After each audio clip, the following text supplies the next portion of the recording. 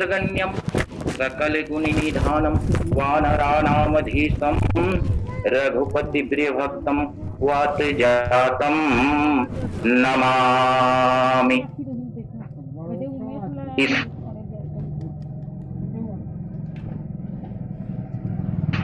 स्थल पर पूरे विद्वज्जनों को कोटि नमन।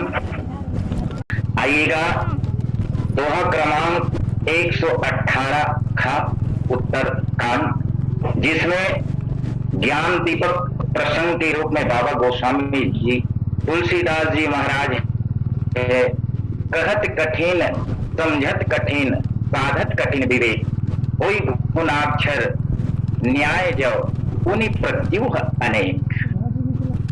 आज जिस प्रकार से ये काकभूषुंडी जी और गरुड़ जी महाराज के बीच में बहुत ही सुंदर भाव की चर्चा, ज्ञान दीपक प्रसंग से दो पक्षियों के बीच जो अपने अपने पक्ष पर पक्षधर रखते हुए जिस प्रकार से भक्ति पक्ष का काकभूषुंडी जी महाराज है, स्वतंत्र भक्ति स्वतंत्र सकल गुण खानी, यानी सकल गुणों की खान, सुख और सुख देने वाली यह बताया है। और इसी पंक्ति गरुड़ जी महाराज को कहा गया कि गरुड़ महाज्ञानी गुण राशि। गरुड़ जी महाराज ऐसा ज्ञानी है जो जिनको भी जीवन में कुछ मोह के कारण आज काकभूषुंडी जी महाराज के पास जाना। आइएगा इस ज्ञान भक्ति के बीच में जो प्रवाहित से जानने का प्रयास करे। और ज्ञान क्या है? कहत कठिन समझत कठिन, कहना ही कठिन है, समझना ही कठिन है। और कहीं इनको समझ गए तो इनको साधना कठिन है। और ये सब है तो मुझ जैसे अकिंचन के लिए, क्योंकि मैं पहली बार इस पटल पर बोल रहा हूं सर, तो डर भी लग रहा है, आपको सच में बता रहा हूं, क्योंकि ऐसा बोलना आप जैसे प्रबुद्धजनों के बीच में किसी प्रकार का, मैं एक नवोदय की यात्रा पर पथिक हूं, अगर मेरे से किसी प्रकार से भूल हो जाए तो क्षमा करना। आपके बीच बस यही चर्चा रखने का प्रयास कर रहा हूं भगवान श्री हरि का। तो ये बीच में आइएगा, इस कथा पर जानने का प्रयास करें कि बाबा गोस्वामी तुलसीदास जी महाराज इस कठिनता को, ज्ञान की कठिनता है, उस कठिन को किस प्रकार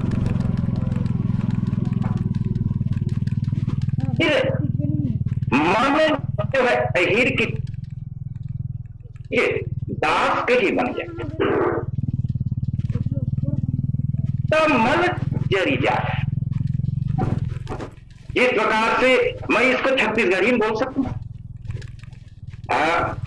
एक भाव मैंने सुना था कि कहते हैं कि सबले पहली मोला दुही देते थी, दुही के सकते था उरेरा नी कलोजी मोला मराठ अड़पर बेरा लेला पतला फटक पाथे जी दबका के सकते ना, तो चुपचाप मोला रखे रखे रखे के फिर ऐसा मथान मथे ठंडा होए के बाद मथे मथे मथे मथे करके जब सकते ना, तो मैं बन जत हूँ लेवना।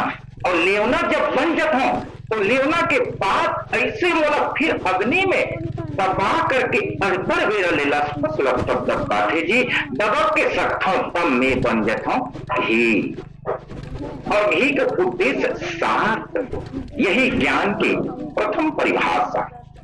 और जीवन में किसी प्रकार की काम, क्रोध, ममता ऐसा आ जाए तो उसे समझने के लिए प्रभु भगवान श्री रामचंद्र जी के ज्ञान कथा को जानने के लिए गुरुदेव के पास था, और कहीं गुरुदेव के माध्यम से हमें मिल जाए तो ये हृदय की जितने भी मन में विकार रहता है वो दूर कहीं हो जाए तो जीवन जो है सार्थक हो जाती है। आइएगा, एक बार राज दरबार में विदेशी चित्रकार आए हैं और वो चित्रांकन के लिए राजा से राजाज्ञा मांगी। राजा से राजाज्ञा मिलने के बाद एक बहुत बड़ी दीवार पर उन्होंने चित्र बनाने का कार्य आरंभ किया। उसी समय उनके जो समीप यानी गांव वाले रहते थे, राजा के राज में जो चित्रकार रहते थे, उन लोग को भी पता चला। उन्होंने भी सुनकर आए राजा से, वे भी चित्रकला बनाने के लिए राजा को राजा आज्ञा मांगे। उन्होंने भी आज्ञा मिली और जिस जगह पर वो सामने की दीवार पर बना रहे थे चित्र, उसी ठीक सामने उन्होंने भी कार्य आरंभ किया। और जैसे कार्य को प्रारंभ करते हैं तो चित्रकार ने इधर चित्र बनाने का कार्य पूरी मन से कर रहे, तो उन्होंने एक काम किया, सामने वाले दीवार को इतना मलाई किया, इतना मलाई किया, इतना मलाई किया कि जब तक वो शुद्ध पवित्र पूरा दर्पण की तरह साफ नहीं हो गया तब तक कि वो मलना बंद नहीं किया। फिर कुछ दिन बाद जब उसको देखने के लिए राजा जी वहां पहुंचे, और राजा पहुंचे तो देखे कि दोनों दीवारें पर हूबहू चित्र जो है छपी हुई है। तो राजा ने आश्चर्यचकित किया। राजा बोले कि हमने तो इन्हें मिलने के लिए भी नहीं कहा था, न मिलने दिया था। ये भी एक चित्रकार जब चित्र बनाता है तो उसी चित्रकार को दूसरे दीवार पर उसी चित्र को बनाने के लिए अगर कहेंगे तो वो कुछ न कुछ फर्क बता देगा, कहीं न कहीं गलत बना देगा। लेकिन ये तो हूबहू प्रतिबिंबित है। तो इसको देख करके राजा जो है आश्चर्यचकित हुआ। उन्होंने पूछा, जो उनके राज्य के प्रकारों से पूछा, तो तुमको तो इनसे मिलने नहीं दिया गया था, तो ऐसा क्या तुमने नकल किया कि हूबहू उनकी चित्र को अपनी कला पर ढाल दिया? उन्होंने बस सच बोला, बताया कि हे राजन, हमने ऐसा कोई चित्र नहीं बना, हमने तो सामने की दीवार की इतनी मलाई की कि उनका प्रतिबिंब जो है इसमें चमक रहा है। राजा जो है प्रसन्न हुआ और प्रसन्न हो करके उन्हें कुछ पुरस्कृत भी किए। और उसी प्रकार अगर हम अपने हृदय रूपी, अपने ये मन रूपी मन को मलना चालू करें, इसमें वासना, मोह, अहंकार, अभिमान, ये जिनकी धूल जमी रहती है वो दूर हो जाए तो ईश्वर जो है आप इस हृदय में आकर वास हो जाए। और वास जब हो जाए तो प्रभु जो है ऐसा जान में पड़ता है कि मानो एक अनुभूति प्राप्त होती है। और अनुभूति प्राप्त करने के बाद इंसान जो है अगर भगवान को आज या कहीं ऐसा समझता है तो समझो अभी तक उन्होंने ईश्वर को जाना नहीं, समझा नहीं। और ईश्वर को कौन जान सकता है? ईश्वर को जानना सहज ही किसी की बात नहीं, उन्हें जानने के लिए, समझने के लिए कई जीवन बीत जाते हैं। साधना संस्कार अंतःकरण की ऐसा निर्माण है। युक्त से राम किंकर बाबा जी ने कहते हैं कि इस सिद्धांत की पहली कठिनता तो यह है कि उन्होंने गरुड़ जी से कहा, क्या कहते हैं कि सुना हो तात,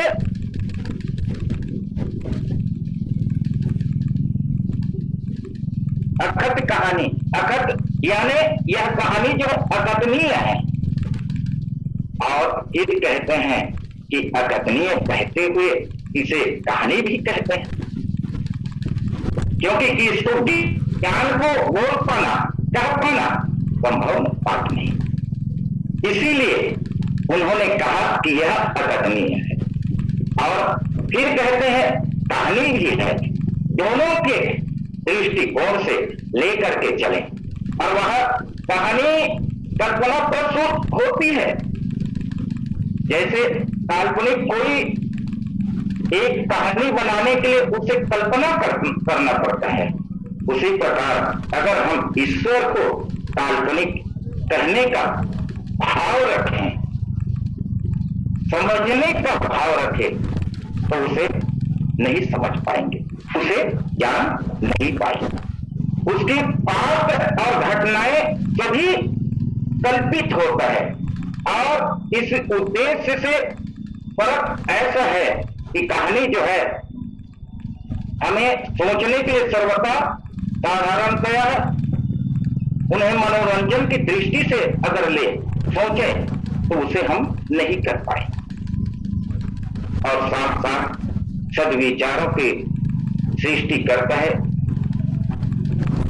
आश्वत भगवान श्री रामचंद्र जी कभी कभी व्यक्ति को बहुत निराश होना पड़ जाता है। उनके में हम जब भी जाते हैं भगवान को क्या मांगते हैं कि कुछ न कुछ हमें मिल जाए, तो कभी हमें निराशा होना पड़ जाता है। इसलिए इतिहास और कुछ कल्पित कहानी जो उद्देश्य है उसमें फर्क पड़ता है। आश्वासन उपलब्ध होता है, और अंतर विजय हम कहानी जैसे कहते हैं तो उसमें यह पता चलता है कि आखिर में सत्य की विजय होगी, लेकिन इतिहास ऐसा नहीं कहता। इस इतिहास तो और कुछ और ही कहता है। अतः ज्ञान दीपक प्रसंग का एक कहानी जिसे कहकर बताना कठिन है। जो एक बार नारद जी महाराज ने वाल्मीकि जी को लूटते हुए देखा। वो पहले जंगल में किसी को भी लूट लेते थे, मार काट कर देते थे, तो इसको देखकर नारद जी महाराज ने उससे समझाने का प्रयास किया, उनके मन को ऐसा ज्ञान दिया, कहा कि हे वाल्मीकि, तुमने अपने परिवार से कभी ये पूछा है तो तुम कृत्य करते हो, जो तुम कार्य करते हो उस पाप में तुम्हारे परिवार वाले भागीदारी है?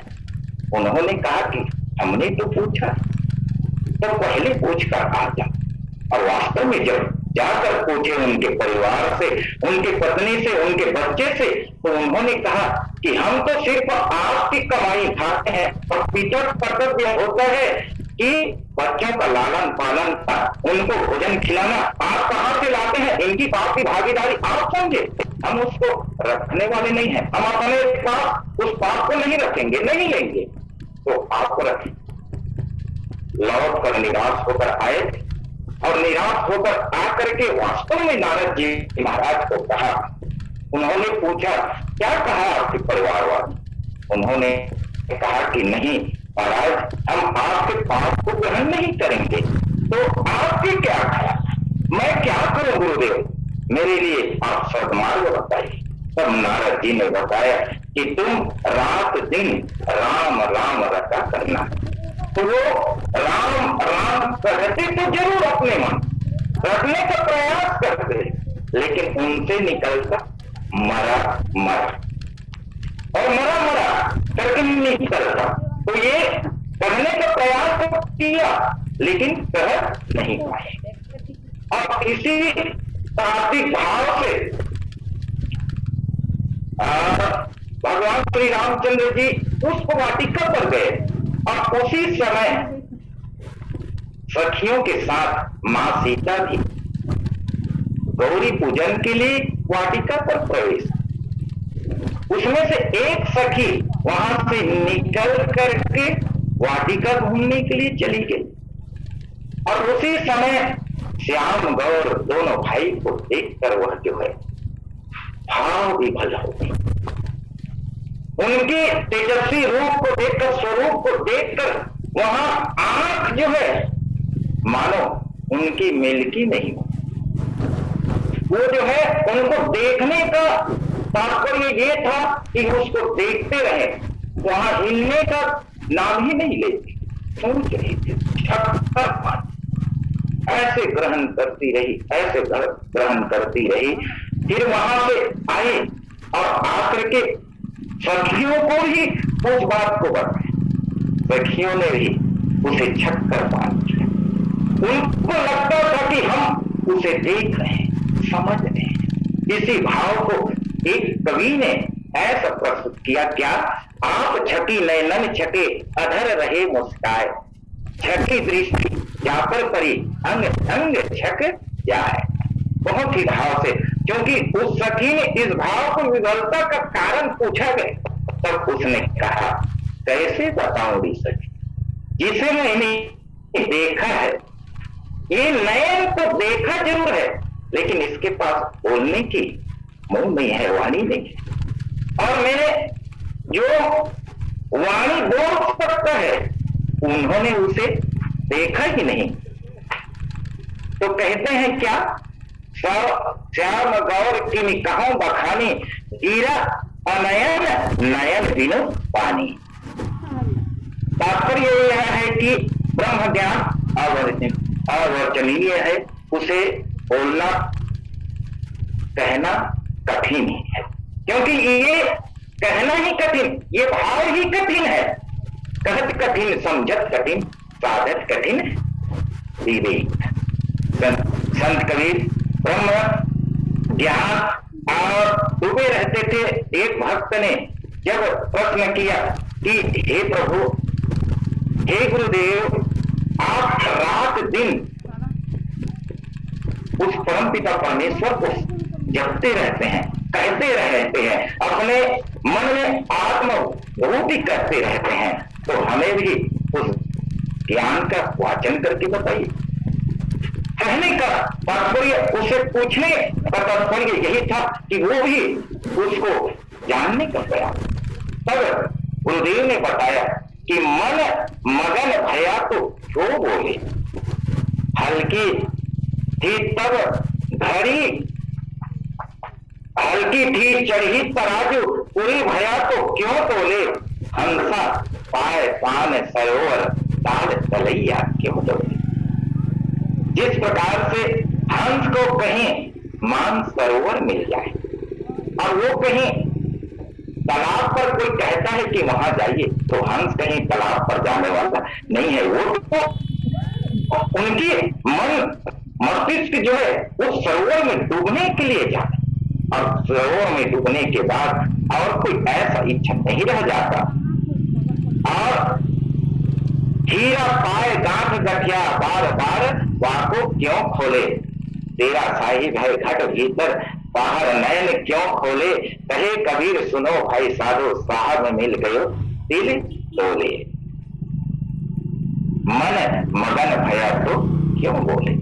बहुत ही भाव के साथ ब्रह्म ज्ञान ऐसा अनिर्वचनीय है, जो अनुभव करता है वह उसी में डूब जाता है। अतः स्पष्ट है कि ज्ञान सिद्धांत साधन में होने के कारण अभिव्यक्त है और कठिन है। जिन्होंने इनको जानने का प्रयास किया, आत्मभूति का कर ली है, उन्हें डूबे हुए और डूब करके ऐसा मगन हुए, ऐसा अलौकिक अनुभूति को बोलकर शूद्र करना नहीं चाहते। आइएगा, जिस प्रकार से कहना कठिन है उसी प्रकार से हम कह कर सकते तो समझो उसको समझना है, तो समझना भी ये कठिन है, उनको कैसे समझा जाए। अभी दीवान जी गुरुदेव जो है बहुत ही भाव के साथ कहे कि कुंभज ऋषि के आश्रम पर गए, उसी तो भावों को मैं आगे थोड़ा से आगे लेकर चलूं, क्योंकि माता सती के साथ में कुंभज ऋषि के आश्रम पर शिव शंकर भोलेनाथ गए, और वापसी जब आ रहे थे वापस कथा को रसपान करके, तो भगवान श्री रामचंद्र जी जो है मां सीता की खोज में ऐसा नर की भांति चला। उन्हें देख करके भगवान शिव जो है उस रूप को प्रणाम करने के लिए मन ही मन सोच रहे थे। उसी समय भगवान जो है दिखाई दिया। शंकर जी ने प्रणाम किया कि जय सचिदानंद जगत पावन। सती जो है उन्हें देख करके सोचा कि ये जब वहां गए तो एक जिसे हम गुरुदेव समझ कर गए थे उन्होंने हमारी पूजा की, और ये दो छोटे बालक हैं नर रूप में जो भ्रमण कर रहे हैं, घूम रहे हैं, उनको ये प्रणाम कर रहा है। उसे समझाने का भी प्रयास किया भोलेनाथ जो है। एक प्रकार से भोलेनाथ जो है गुरुओं का गुरु, त्रिभुवन गुरु है, फिर भी सती जो है उसे समझने का प्रयास नहीं किया। या इसको ये कह सकते हैं कि भगवान के बिना कोई उसे समझ नहीं सकता, कोई उसे कह नहीं सकता, कोई उसे जान नहीं सकता।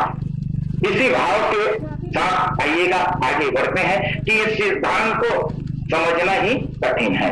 कहा गया है कि ईश्वर अंश जीव माया के वश में हो गया है, और जीव माया के वश में हो गया है तो चैतन्य जीव और जड़ माया की ग्रंथि बन गई है, और कहते हैं कि ग्रंथि मिथ्या है। फिर क्या कहा गया कि जीव का हृदय जिस मोह के बने अंधकार से ढका है, जिसके कारण से ग्रंथि दिख नहीं रही, और ग्रंथि जब दिख नहीं रही है तो उसको देखने के लिए ज्ञान दीपक जलाना पड़ेगा, और ज्ञान दीपक जलाना पड़ेगा। पहली ग्रंथि बनने की बात कही गई, फिर कहा गया कि ग्रंथि मिथ्या है। ये ग्रंथि मिथ्या है, ग्रंथि है ही नहीं। तब फिर सात्विक श्रद्धा से लेकर यही विधि लेकर दीप तक कठिन साधना की आवश्यकता क्या है, इसको समझना कठिन है। उसी प्रकार तोता और बंदर वाले उदाहरण में एक ज्ञानी दूसरा अज्ञानी का बंधन है। क्या सचमुच में दोनों बंधन में है? तोता कोमड़ी से अगर पैर छुड़ा ले, अंदर अपने उस सुराही से हाथ निकाल, तो बंधन कहां रह जाती है? जीव माया के बंधन में, या अदृश्य बंधन समझ में से पड़े हैं, समझ में नहीं आता। अतः यह सिद्धांत समझने में कठिन। ज्ञान सिद्धांत में साधना के बड़े जटिल सूत्र जिन्हें समझना कठिन है। आइए इसे एक प्रकार समझने का प्रयास करें। आसम है वही उस आश्रम में कईयों चिड़ियों ने बसेरा लगाया हुआ था, और उस महाज्ञानी पंडित के साथ सभी घुल मिल गए थे। उनके वातावरण में सब सज धज के रहते थे। तो पहेलिया जो है वहां पर आते और आकर के जाल बिछाकर सभी पक्षी को पकड़कर ले जाते। महात्मा जी ने देखा, इन्हें बड़ा दुख हुआ। ये पहेलिया आता है, सभी पक्षी को फंसा कर ले जाता है, तो कम से कम इन्हें कुछ ज्ञान समझा दो ताकि उनके पकड़ में ये लोग न आए।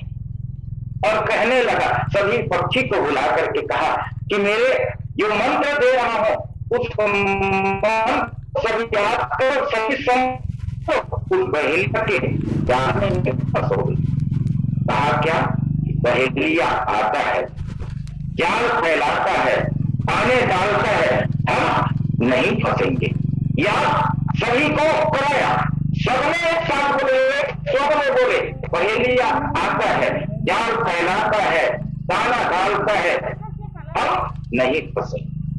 कुछ दिन बाद हुआ, और कुछ दिन बाद के बाद वही बहेलिया उस स्थान पर जाल फैलाए, दाना डाले, सभी पक्षी उनको रखते हुए आए, कहे जरूर कि बहेलिया आएगा, जाल फैलाएगा, दाना डालेगा, हम नहीं फंसेंगे, लेकिन फंस गए, उसी जाल में फंस गए जिस जाल को उन्होंने वहां पर फैलाया था। तो शाम हो गया, अभी तक पक्षी आए कैसे नहीं। साधु ने जाकर देखा तो सभी पक्षी जाल में, साधु को देखकर सभी पक्षी एक स्वर में कहे कि साधु महात्मा जी आप झूठे, आपके मुंह पर झूठा, क्योंकि आपने हमें बताया था कि बहेलिया की जाल में नहीं फंसेंगे करके, हमने मन पर तो रखा था। तब बड़े शांत भाव से महात्मा उसको कहते हैं कि आप लोगों ने रट बस लिया, अगर उसको समझने का प्रयास करते, इस विधि से समझते। सभी पक्षियों को महात्मा जी ने कहा बहेलिया आया था, हाँ आया था, जाल फैलाया था, हाँ जाल भी फैलाया था, पानी डाला था और वो भी किया था, और उसमें हम नहीं फंसेंगे। लास्ट में हमने क्या कहा था उस मंत्र में, उसमें हम नहीं फंसेंगे, लेकिन क्यों फंस गए। सभी पक्षियों को याद आया कि हाँ हमने तो रट बस लिया था, अगर उसे समझ जाते तो उस जाल पर नहीं फंसते। इसी कारण बस ऐसे ही क्या सिद्धांत में साधना के अनेक सूत्र हैं जिन्हें समझना कठिन है। नहीं समझने के कारण जीव माया के जाल में फंसकर उलझ जाता है, और इसी उलझने के बाद एक एक व्यक्ति जो है आप समझकर इस माया में फंसकर अपने जीवन को नष्ट भी कर डालते हैं कईयों। और इसे एक भाव से और समझने का प्रयास करें। एक पास में सूरदास जी था, और सूरदास के साथ उनके दो साथी, और दोनों साथी एक साथ निकलकर कह रहे थे कि क्या बहुत आनंद आया आज जो खीर खाया हमने, और खीर की बातें दोनों जने कर रहे थे। उसी समय ये बेचारे सूरदास भी उनके साथी, उन्होंने पूछा भाई आप लोगों ने खीर को बड़ी शुद्धता से कह रहे हैं कि बहुत आनंद आया, ये खीर कैसा होता है। तो उसमें से दूसरा उनके साथी ने कहा कि चलो भाई शायद तुम्हारे समझ में आ जाए, खीर जो है चावल का बनता है, सफेद सफेद रहता है, उसमें दूध डाला जाता है वो भी सफेद रहता है, शक्कर डाला जाता है वो भी सफेद रहता है। तो सूरदास ने ये पूछ लिया कि भाई ये सफेद कैसा होता है। अब वो जीवन का सूरदास उसको सफेद कैसे समझाया जाए। उन्होंने कहा चलो कि इस पंक्ति से आपको समझा दो, शायद आपको समझ आए। फिर कहा तालाब में एक बगुला उड़ता हुआ आता है और उसमें से कई उनके साथी आते हैं जो सभी सफेद रहते हैं। तो सूरदास से एक गलती और हो गई, उन्होंने कहा कि भाई ये बगुला कैसा होता है। अब वो बगुला कैसा होता है, तो फिर उन्होंने फिर कहा इनको समझ में नहीं आ रहा है, कैसे समझाया जाए। तब वो अपने हाथ को बगुले की आकृति बनाकर उसे सहलाने के लिए कहा, वो हाथ को ऐसा सहलाए, और सहलाया तो वो जो सूरदास है सहला कर सोचे अरे बाप रे इतनी मोटी मोटी इतनी टेढ़ी खीर अगर ऐसा रहा होगा तो इनके स्वाद कैसे लिए। अब बताइए अब इसे कैसे समझाया जाए। उसी प्रकार से ज्ञान जो है ऐसा टेढ़ा है, उसे समझना ही कठिन है। जिस प्रकार अब इसी भाव को एक भाव से समझे। माता, मैं तो माता ही कहूंगा, क्योंकि मंदोदरी जो है एक ऐसी ज्ञानवती है जो अपने पति रावण को समझाने का प्रयास किया। कहते हैं कि विश्व रूप रघुवंश मणि करहु वचन विश्वास लोक कल्पना वेद कर अंग अंग प्रति जासो। हे प्राणनाथ, जिसे आप नर समझ रहे हैं,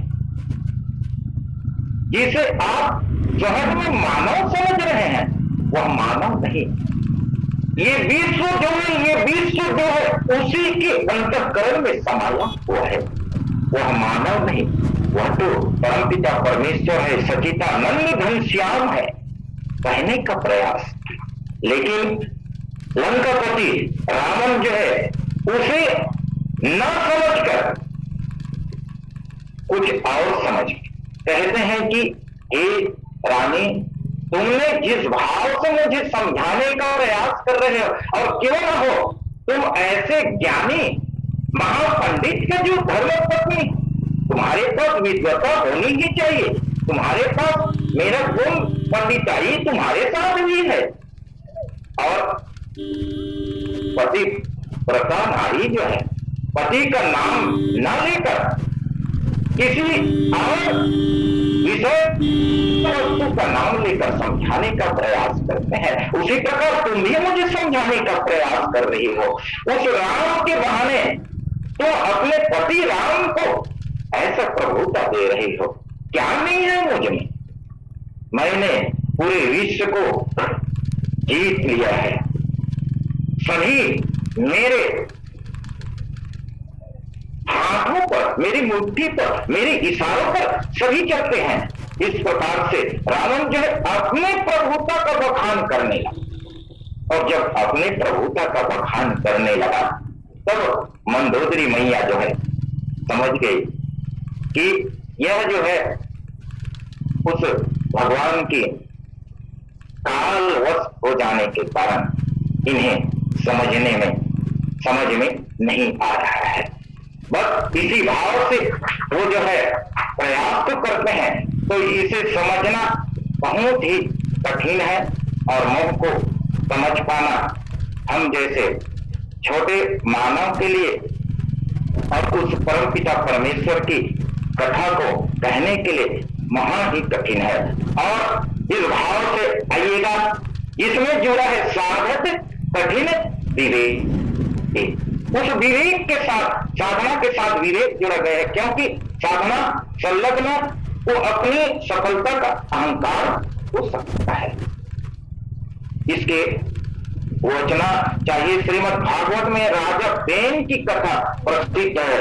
यह साधना क्रम में 16वीं तक पहुंच चुका था, परंतु उस स्थिति में भी अहंकारी हो जाने के कारण वह सभी मुनियों को कह दिया कि आज से तुम लोग किसी देवता का पूजा न करना, मैं इस संसार का सबसे बड़ा देव, सबसे बड़ा भगवान, मैं आज से मेरी पूजा किया। सभी ऋषियों ने नाराजगी जताते हुए उस राजा को अपने मंत्र के द्वारा भस्म कर दिया, और भस्म होने के बाद इसलिए साधक को विवेक होगा ऐसा कार्य करना चाहिए, और विद्वता तभी सार्थक है जब विवेक साथ हो। किसी प्रकार उस बुद्धि को न कहते हुए कोई अनर्गल कर दें तो उसमें स्वयं का नुकसान हो जाता है, और कोई गुणाक्षर न्याय जो उन्हें प्रत्युह अनेक। जिस प्रकार से भगवान की कृपा एक लकड़ी के कीड़े के साथ हो जाती है, वो काटता काटता चला जाता है, खाते खाते लकड़ी को कहीं संयोग वक्त रकार मकार उनके शब्द में हो जाए, उनको ध्यान नहीं पड़ता कि मैं जो काटते चला जा रहा हूं उसमें राम लिख गया है, संयोग वक्त कहीं वो लिख जाए। अब ऐसा ही हमारे जीवन में कहीं संयोगवश ज्ञान दीपक जल जाए तो हमारी भी आत्मा जो है शुद्ध हो जाती है, हमारे मन भी पवित्र हो जाता है। इस प्रकार से यह ज्ञान दीपक प्रसंग जो है बहुत ही विचारणीय है। और साथ ही शायद 1 मिनट बाकी है, मैं देशमुख गुरुदेव से निवेदन चाहूँगा कि बाटी का ये आपके श्रीमुख से किया। नमस्कार। जय हिंद। बहुत बहुत धन्यवाद आदरणीय यादव जी, आपके द्वारा बहुत सुंदर चिंतन उदाहरणों के माध्यम से इस प्रसंग पर प्रकाश डाला जा रहा था। कहत कठिन, समझत कठिन, साधत कठिन विवेक, ये बहुत लंबी प्रक्रिया है जिसके माध्यम से ज्ञान का दीपक जलाया जाता है। कदाचित जीव के जीवन में, साधक के जीवन में यदि ज्ञान का दीपक जल भी जाए तो भी ये कहा गया है कि हुक्म मृत्यु अनेक, फिर भी अनेक ऐसी विघ्न बाधाएं आती है, इसमें ज्ञान के दीपक का बुझने का भय बना ही रहता है, इसलिए इसको बहुत कठिन कहा गया है। ज्ञान का जो सर्वोत्तम फल है, लोग कहते हैं कि ज्ञान का फल मुक्ति है, मगर हमारे गुरुदेव जी कहते हैं कि ज्ञान का फल मुक्ति नहीं है। ज्ञान से ये पता चलता है कि व्यक्ति मुक्त है,